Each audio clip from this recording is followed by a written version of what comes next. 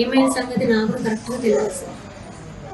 4 నెలలు మీరు రానే ఉన్నారు కదా అక్కడ ఉన్న రోజులు మంచిగా ఉన్నాం సార్. నన్ను మంచిగా చూసుకున్నాడు, బాగానే చేసుకున్నాడు.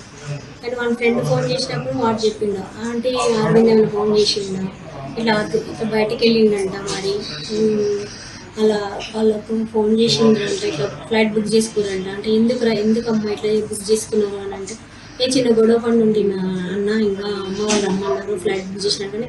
ఆ సంగతి కూడా నాకు వాడు చెప్పనే లేదు అసలు. నాకు ఇంకా ఆధారం చేసిందంటే ఇంకా అంతే. సో వాళ్ళు సార్ నాకు తెలిసినాక అప్పటి నుంచి ఫోన్ చేస్తున్నామంటే ఇంకా స్విచ్ ఆఫ్ వచ్చేసాను నేను.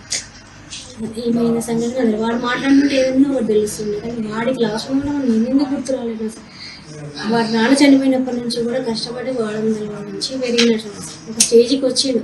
అమ్మ నాకు ఇంకా పిఆర్స్ అది వచ్చేసింది, సిటిజన్షిప్ వచ్చింది, ఇంకా 4 నెలలు అయితే గవర్నమెంట్ జాబ్ వస్తుందమ్మా, మనం ఒక సెటిల్గా ఉన్నాం, ఒక లైన్కి వెళ్తున్నానమ్మా. నేను జాబ్ వచ్చినాక అమ్మాయి కూడా జాబ్ వస్తుంది, ఇంకా ఇల్లు తీసుకుంటాము, తర్వాత పిల్లల ప్లాన్ ఉందమ్మా నాకు. ఇప్పుడు వాతావరణం పడవసలేదు, వెళ్ళమ్మా ఇంకా అనేసి వాళ్ళ ఫ్రెండ్ వాళ్ళ అమ్మ తోడిచ్చి పంపించారు నన్ను. అంత దూరానికి ఇది పంపడానికి నాకు తోడు చూసినోడు ఇంకా లైఫ్ లాంగ్ నేను ఎట్లా ఉంటా అనుకున్నాను. నాకేం అర్థమవుతలేదు. వాడు బాధ ఏమైనా చెప్పుకుంటారన్నా నేను ఏమైనా సొల్యూషన్ ఇచ్చేదాన్ని ఏమో సార్. నన్ను ఒక ఫ్రెండ్ లాగా ఉండటం సార్. మేమైతే వాళ్ళు బాబు నేను ఒక ఫ్రెండ్ లాగా ఉంటాం. మేము అది ఏమైందో తెలుసా, మా అమ్మాయి వస్తే కానీ నేనేం అడగలేకపోతాను. ఇంకా నన్ను ఇంకా అమ్మాయి కూడా రోజు ఫోన్ చేసి, అత్తయ్య అర్ధగంటలు వస్తానండి అత్తయ్య, ఇంకా రాలేదు అత్తయ్య అంటే, దోలాడండి అమ్మా, మీ అన్న కూడా వచ్చిండు, వెతకండి అమ్మా అని చెప్తున్నా సార్. ఏ కాల్ వచ్చినా బాబు చేస్తుండేమో, అమ్మ అని ఫోన్ చేస్తుండేమో అని చూస్తున్నా సార్. నేను ఇంకేం చెప్పాలి సార్. ఇంకా నేను ఉన్న రోజులు మంచిగా ఉన్న అమ్మ వాళ్ళు ఎదురు పడవసలేదు. మళ్ళీ ఎండాకాలం తొలుకొచ్చుకుంటున్నామ్మా నేను. మా ఫ్రెండ్ వాళ్ళు కూడా ఉన్నారమ్మా, ఇక్కడ నీకు పిల్లలు ఇష్టం, వాళ్ళ పాప ఉంది, పోయి ఆడుకుందు అని అన్నాడు.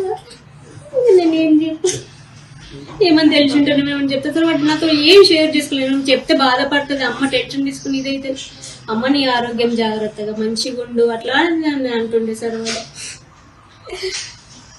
ఇష్టపడే చేసుకున్నారు సార్ పెళ్ళి. వాళ్ళేమో అవునమ్మంటే పిల్లలు ఇద్దరు మంచి ఇష్టపడ్డారు, మంచిగానే ఉన్నారు, బాగానే ఉన్నారు అంటారు. కానీ ఆ రోజు ఆ పాప వాళ్ళ అమ్మ వాళ్ళకి ఫోన్ చేసి కొట్టిండు నన్ను, అది ఇదని అన్నదంట. కానీ నాది కూడా వాడు నాకు ఫోన్ చేసి నాకు చెప్పలేదు సార్. వాడు ఆ బాబు చెప్పేదానికి వాళ్ళ ఫ్రెండ్ చెప్పేదాకా నాకు తెలియదు వాడు టికెట్ బుక్ చేసుకున్నారు అనేసి. కనీసం వాడు ఫోన్ చేసి నాకు ఏమని చెప్పి నేను సొల్యూషన్ ఇచ్చేదాన్ని. నేను వాళ్ళ అన్న ఫోన్ చేసుకునేమని చెప్తుండే, వాళ్ళ అక్క ఉన్నారు అక్కడిని, దోస్తున్నాడు అక్కడిని. ఒక్క సెకండ్ వెనక తిరిగి చూసుకోలేదు. అమ్మ అని ఎందుకు గుర్తు రాలేనో నేను అనుకో సార్. అమ్మ ఇంపార్టెంట్ అంటుండే సార్. వాడు నన్ను ఎందుకు మర్చిపోయిండో ఏం పోతుంది. ఆయన ఇక్కడే ఉన్నాడు, ఇండియాలో ఉన్నాడు. ఆయన వచ్చి అప్పటికప్పుడు అక్కడ ఎవరు ఈయన ఫ్రెండ్స్ ఎవరు తెల్లలు ఉన్నదంట, వాళ్ళకి చెప్తే వాళ్ళ నైట్ అంతా మా పాపతో పడుకున్నారు. మళ్ళీ తెల్లారి మళ్ళీ వీళ్ళ మా అల్లుని వాళ్ళ ఫ్యామిలీస్ అంటే ఉంటారు, వాళ్ళు వచ్చేసి పాపని పికప్ చేసుకుని ఇక్కడ పోయిన తర్వాత ఇక ఆయన కొంతమంది మన ఇండియన్స్ టీం అక్కడ ఉంటారంట, అట్లా అక్కడ కౌన్సిలర్ అది ఉంటారంట. వాళ్ళు మిస్ ఇట్లా ఫోన్ లెవెల్ స్విచ్ ఆఫ్ వస్తుంది కంప్లీట్ చేయాలని తెలిసి ఇంతవరకు మాకు తెలుసు అన్నది. ఇప్పుడు పక్క ఊరు పోయింది, ఏమైంది ఇప్పుడు చూసేద్దామని మాకు రాదు.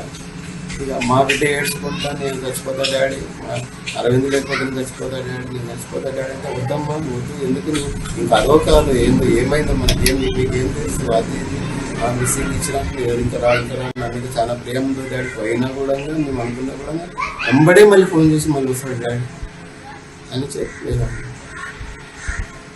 నా బిడ్డ పేగులు తీసి